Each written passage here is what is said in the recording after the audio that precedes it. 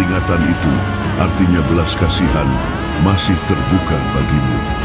Ketik amin dan nyatakan, aku memilih belas kasihan sebelum datangnya hukuman.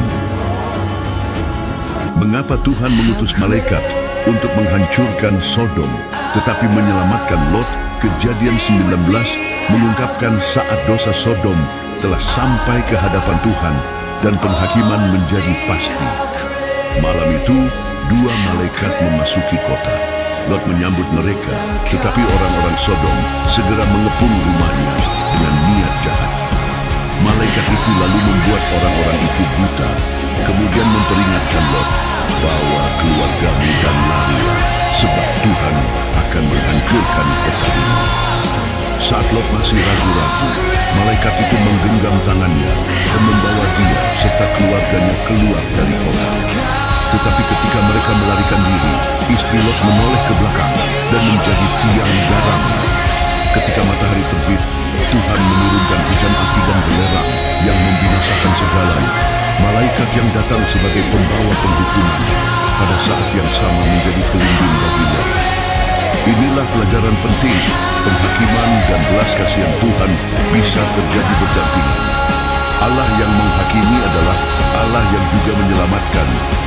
Jika kamu percaya kepada Dia yang sanggup melepaskan di tengah penghakiman, ketik amin dan nyatakan, engkaulah penyelamatku.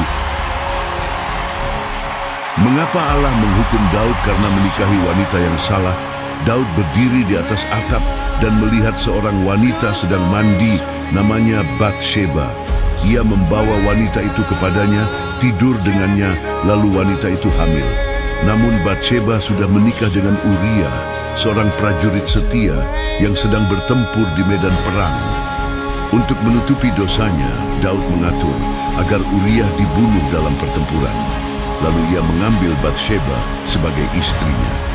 Namun 2 Samuel 11 ayat 27 berkata, perbuatan yang dilakukan Daud itu tidak berkenan di hati Tuhan.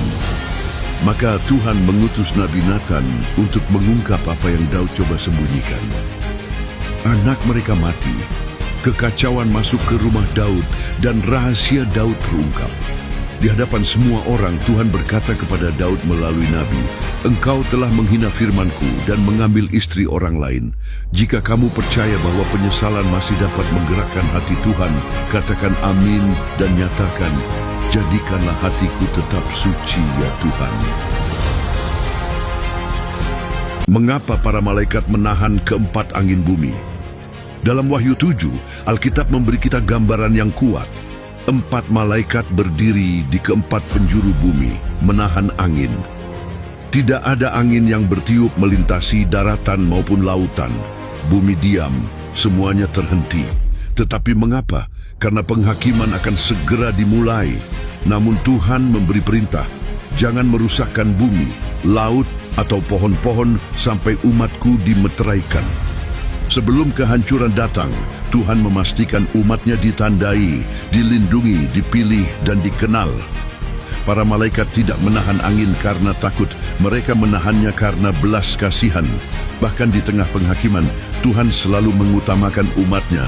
Dia melindungi sebelum dia mengizinkan goncangan.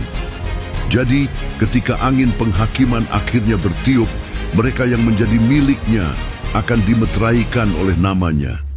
Jika kamu percaya belas kasihan Tuhan menahan badai demi umatnya, ketik amin dan nyatakan, Tuhan, meteraikanlah aku sebagai milikmu.